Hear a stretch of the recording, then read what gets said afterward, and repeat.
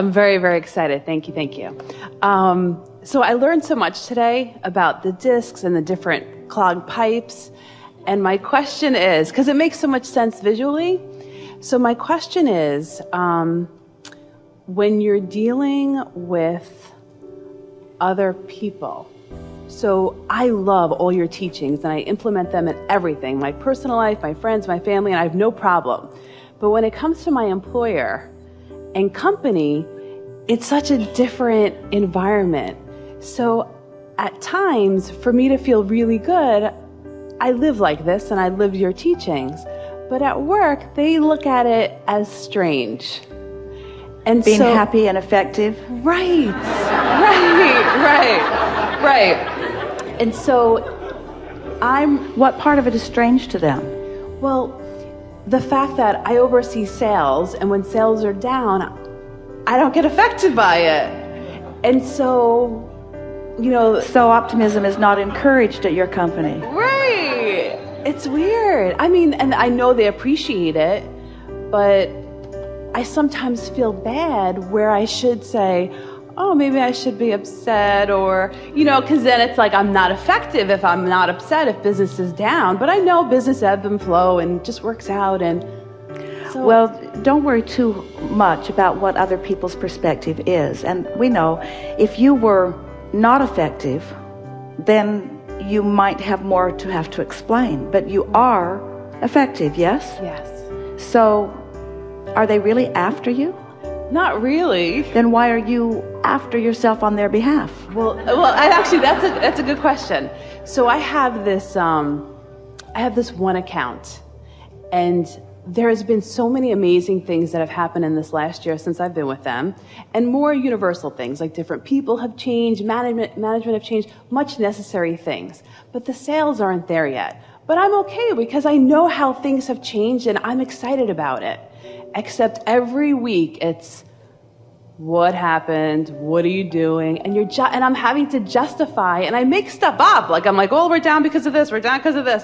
Because I don't know what else to say. So how can I better handle that? The most effective thing that you said is the sales aren't up yet. Right.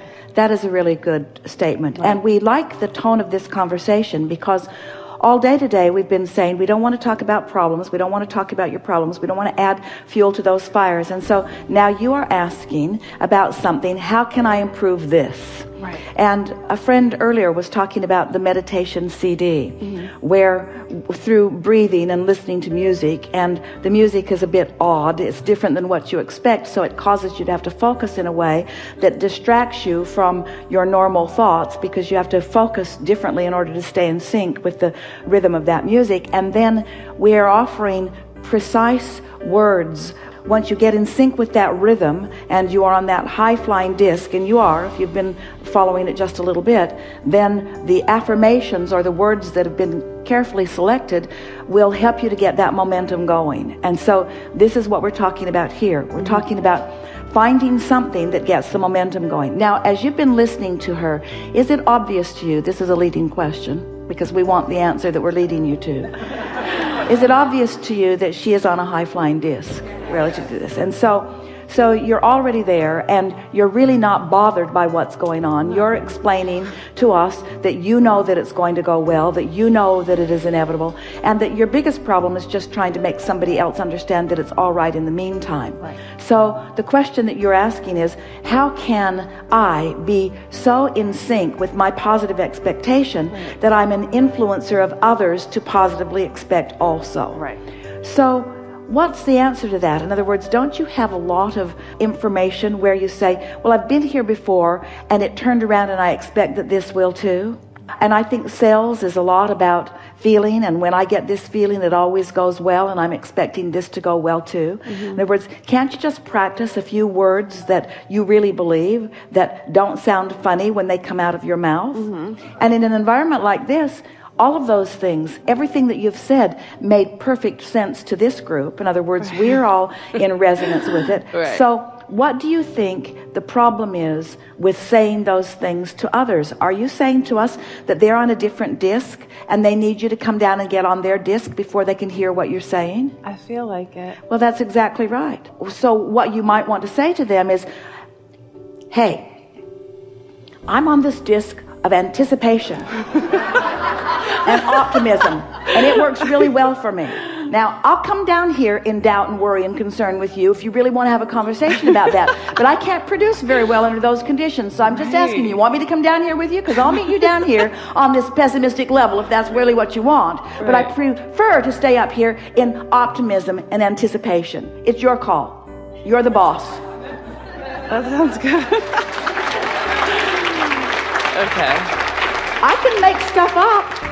I can make stuff up to explain to you why it's not working, but the fact of it is, the reason that it hasn't come around yet is because the timing of it isn't right. But the timing is coming, and when it does, it's going to be worth it. And so, meanwhile, I suggest we all take our attention off what isn't working and get our attention upon what is working. Did you see all of these other clients that are going really well? Which they Well, are. at one time, that one and that one and that one were just like this one. That's good. That's Is that good. true? Yes. It is true, isn't it? Yes. And so how about also in addition to even my own behaviors, and do I continue that way even though it is, I don't want to seem so laissez-faire, and I feel like when I express how easy things work out, and things do work out for me, and I speak like that because I certainly believe it. The thing is, everyone here has already acknowledged, we've talked about it several times here today, that this focus is not simple. Right. It takes deliberate focus. Right. Several people have said it's not easy, but we don't want you to get into the justifying mode of how you're putting your energy into focusing. Mm-hmm. But at the same time, you're wanting them to understand that you are doing something, and so focus deliberately and let them know that you are doing it. Mm-hmm. In other words, say to them, it would be easy for me to slip into the slump of negative momentum, but I don't like to let myself do that. And so I'm thinking about probabilities. I'm thinking about possibilities. Look at these numbers that I've worked out. Do you know if this client does this under these conditions, at the end of the year, the revenue that will be generated by that is such and such and such and such? Make tables of possibilities. That takes time and effort. You can print it if you want to. Yes. In other words, optimism is not something that comes easily Right. to this world that isn't very optimistic. No. But once you own it, it comes easily to you. And that's the thing that we think is so interesting, is that there are lots of people thriving and succeeding that when they try to explain their success to those who have not yet found the success, they always make stuff up. And then they don't teach them anything that's very beneficial. Right. Tell them what you're doing. I'm using the power of focus, and I'm using the power of optimism, and I can feel that I'm on a roll. And the better it goes for me, the better it goes for me. I think our success, say our if it feels better than mine, is like a team sort of thing. I think our success is like anyone's success.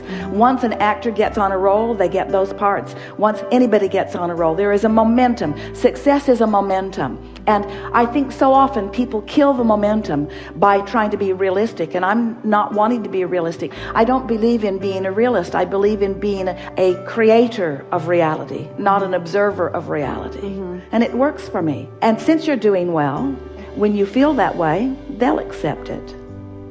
If they're ready to. And if they're not ready to, then they won't be rendezvousing with you on that disc that much, will they? No. If this is true, then that can't be. And here's what we mean by this. If you're really flying high consistently, there's not much going on where people are trying to pressure you into explanations. Right. And if they're trying to press you into explanations, then you've got a lower disc thing going on than you are admitting to. It can't be both. Because if you're flying high, they're not bothering you. And if they're bothering you, you're not flying high.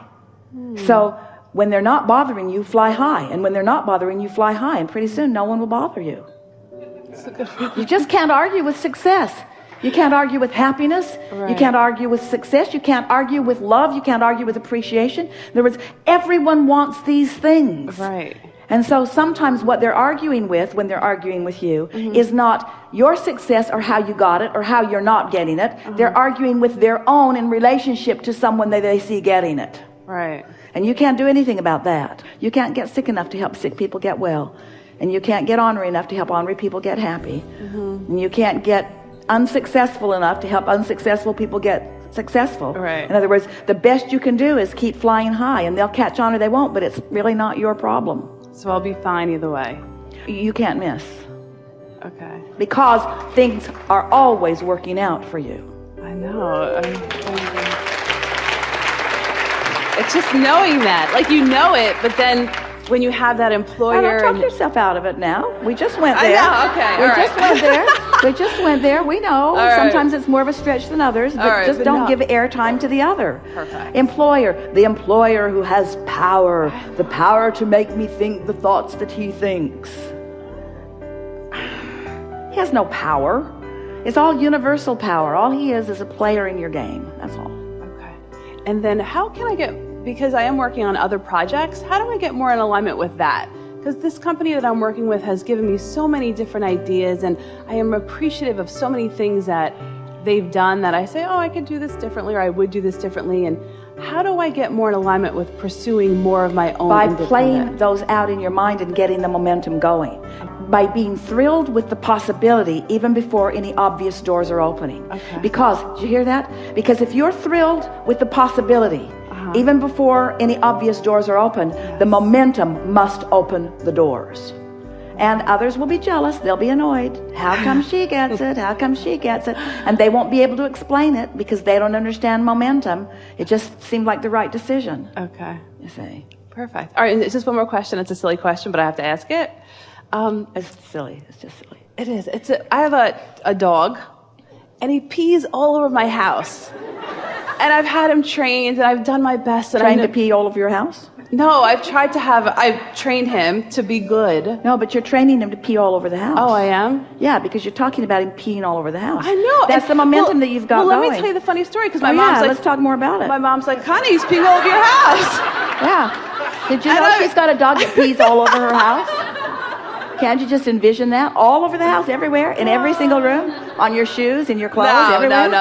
Everywhere? All over the house? No. I take All it back. over the house? Just sometimes. Sometimes Yes. my dog pees in some places in my house. And he does it That's a much better purposely. statement. I know. I know. What would you have him do? Well, he goes on a wee-wee pad. Normally. And then sometimes he feels like going other places. So pretend like this dog is your boss. Yeah. Okay. And you know what you prefer. Yes. And you know what he prefers. Yeah. And so how are you going to influence? How do you get momentum going about what you do want? First, how do you get momentum going about anything? Attention to it. So as you give attention to the thing that you do not want, you get more of it. Right. As you give attention to the thing that you do want, you get more of it. Okay. This dog is going to train you to train your boss. That's perfect. Your dog is an easier subject Right. because he's not so locked into his patterns. Right. That dog really is following the inspiration of the momentum that you have going. You believe that? I do. I like it. So how do you focus upon what you do want when you're getting what you don't want? Well, you just take your attention from it. So how do you take your attention from something that you really, really don't want? Well, you have to want what you want more than the other. So how do you feel? Does the dog ever have a whole day of success? Yes. And how do you feel when your dog has a whole day of success? I feel great. And do you convey that to your dog? Yes. Do you hold your dog as your object of attention as you revel in the success that you've had? Yes. Really? I do all the time, actually, even when he does it the opposite. But yeah. It really is that simple. We have just given you the secret to controlling your whole life experience. This little dog has given us the secret to everything. Look at what you want. Don't look at what you don't want. And that's it. Perfect. And practice it until enough momentum gets going that it carries the day. So then you want to ask, but doesn't the dog have anything to say about it? And we say, well, do you think the dog wants to be appreciated? Do you think the dog likes it when you're projecting your happy self toward it? In other words, is there anything about that that's not really logical and clear? Nope. Yeah. We think so too. All right, cool. Thank you. You're the best. Report back in. Everyone wants to know.